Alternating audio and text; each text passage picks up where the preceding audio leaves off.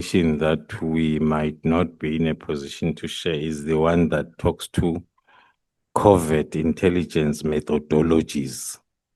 And then in terms of the investigation, it's only the part that is not finalized yet.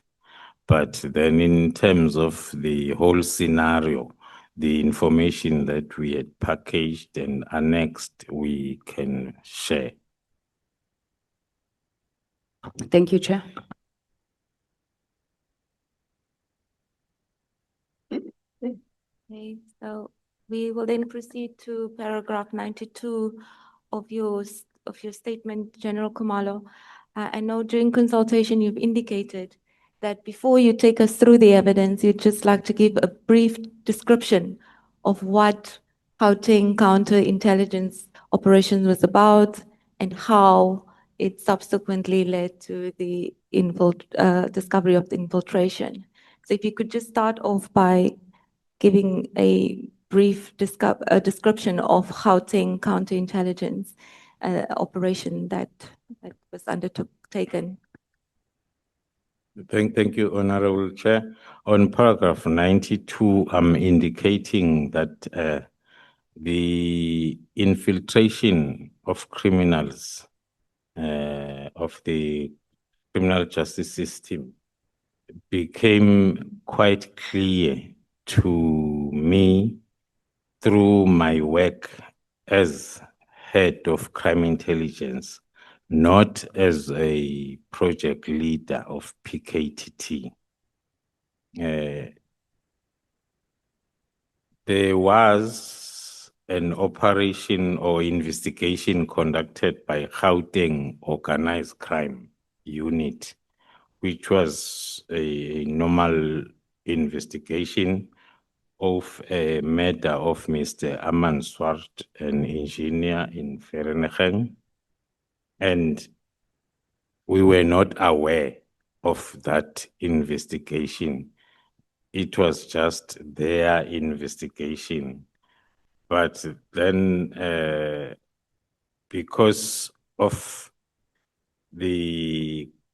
if I go to next page, paragraph 96, where we are reflecting on the letter that was written by the senior state prosecutor addressed to the provincial commissioner of Gauteng, the deputy provincial commissioner, as well as the deputy national commissioner and the national commissioner.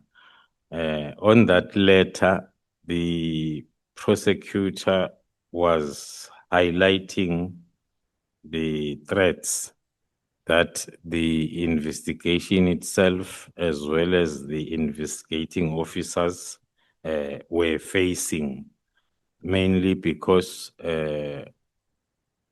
initially it was mainly because one of the accused was a former warrant officer in the SAPS and who was identified as an organizer of hits within this organized crime syndicate.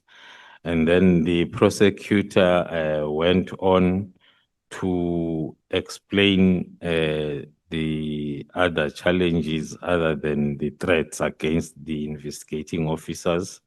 In paragraph 100, the prosecutor is raising the issue of the ballistic report, which was excluded whilst it contains crucial information that linked the suspects to a firearm that was used in the murder of Mr. Swart, which is another threat now to the investigation itself, to the evidence.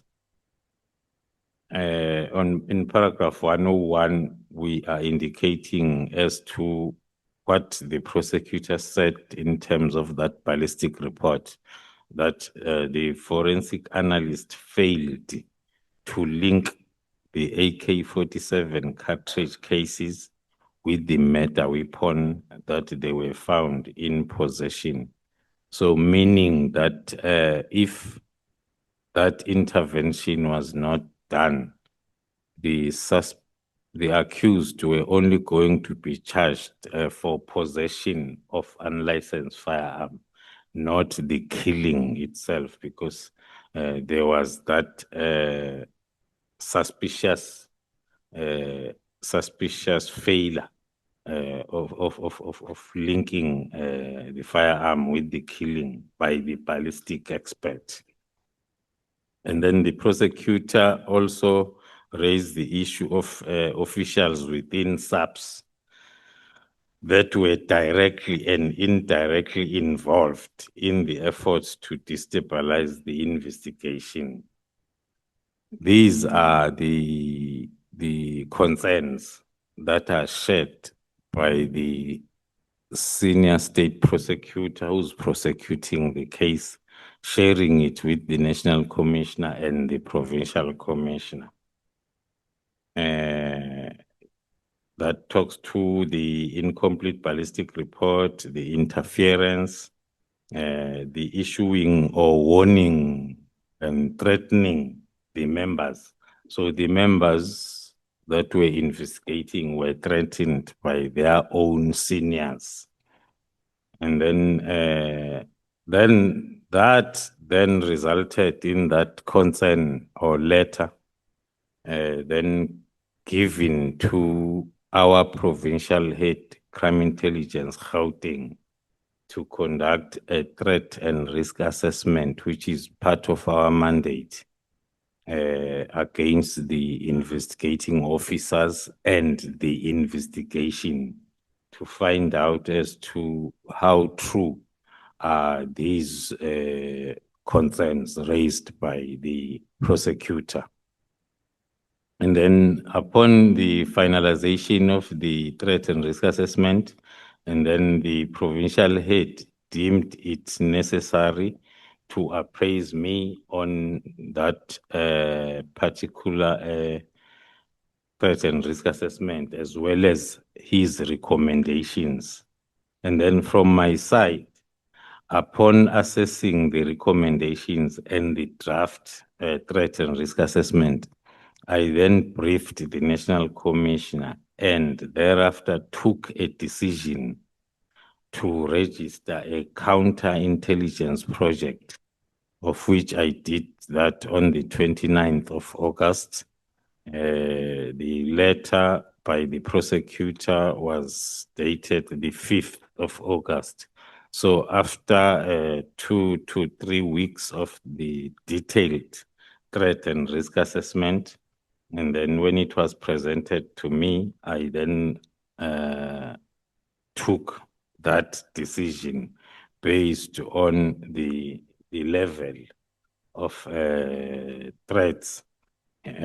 So as then we are able, because it's one of our mandates as crime intelligence to implement counterintelligence measures, whether proactively or reactively, to protect police SAPS operations as well as its personnel. The heading itself, it's long: events leading to Gauteng counterintelligence operations and further evidence of infiltration. But for ease of reference, I term it the beginning of PKTT and General Khumalo's problems. I was invited to this problem by that threat and risk assessment and the decision that I took, which then meant that we had to marry the Gauteng organized crime investigation with our counterintelligence investigation into one operation, which then gave birth to Gauteng counterintelligence investigation, the GCI Ops, because it was the combination now of both the investigation as well as counterintelligence measures or investigations. Then some of the measures that were put in place was to deploy our counterintelligence resources within the team and also the counterintelligence operatives. That was because of, firstly, the level of SAPS officials that were involved in this threat. It was evident to me then that as it's normally the case, once you conduct a threat and risk assessment, you come up with recommendations. There must be a plan put in place to neutralize or to deal with that threat so as it does not become permanent. Hence, then one realized that for this particular operation, one will need the assistance from the highly specialized team to ensure that the investigation will be advanced swiftly as well as safely.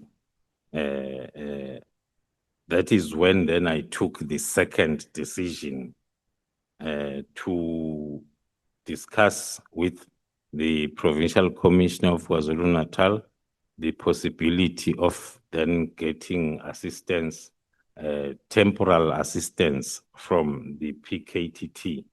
Hence, then I termed this as the beginning of my problems with those two decisions and the problems that the PKTT concept or name, how was it dragged into this problem?